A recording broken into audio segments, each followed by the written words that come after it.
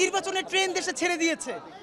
এই নির্বাচনের ট্রেন ছেড়ে দেওয়ার মধ্যে ঢাকায় প্রকাশ্য দিবালোকে মিডিয়ার সামনে একটা রাজনৈতিক দলের প্রধানকে এভাবে পেটানোই শুধু যায় না, একটা হলো on the spot of the movement আপনি সিচুয়েশন কন্ট্রোল করবার জন্য ধস্তাধস্তি করেছেন, আর একটা হলো কতটা ক্ষোভ কতটা আক্রোশ থাকলে লাঠি দিয়ে খুঁচিয়ে খুঁচিয়ে মারা যায়।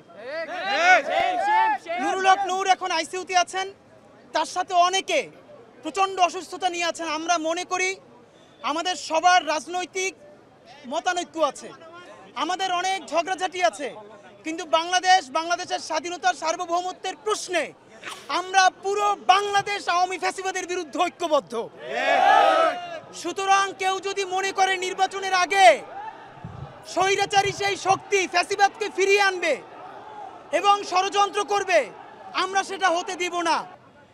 দিল্লির সেবাদাসের বিরুদ্ধে এবং আওয়ামী ফ্যাসিস্টদের বিরুদ্ধে বাংলাদেশের যত রাজনৈতিক দল এবং শক্তি আছেন, আজ রাতের মধ্যে সকলে নতুন করে ঐক্যবদ্ধ হন। ভাইরা আমার, আমরা যদি ঐক্যবদ্ধ হতে না পারি, বাংলাদেশ বাঁচবে না, স্বাধীনতা বাঁচবে না, সার্বভৌমত্ব বাঁচবে না।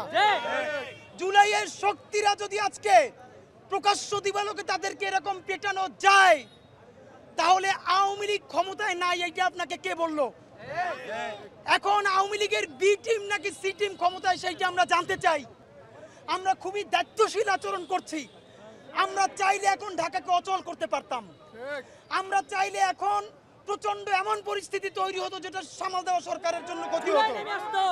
আমরা সেটা চাই না, আমরা দেশের স্থিতিশীলতা চাই। এর মানে এই না জুলাইয়ের এই শক্তিগুলোকে পিটে রক্তাক্ত করলেও আমরা সংযম দেখাবো, আর সেইটার মাধ্যমে আপনি আওয়ামী লীগকে ফিরিয়ে আনবেন, সেইটা আমাদের জীবন থাকতে হইতে দিব না। সুতরাং বন্ধুরা আমার, নুরুল হক নূর এবং তার বন্ধুদের উপরে যে হামলা হয়েছে, এই তার নেতাকর্মীদের উপরে যে হামলা হয়েছে, এই হামলা তার একক তার উপরে হয় নাই, মঞ্জু ভাইয়ের উপরে হয়েছে, ইনকিলাব মঞ্চের উপরে হয়েছে, সারা বাংলাদেশের স্বাধীনতার সার্বভৌমত্বের পক্ষের শক্তির উপরে হয়েছে।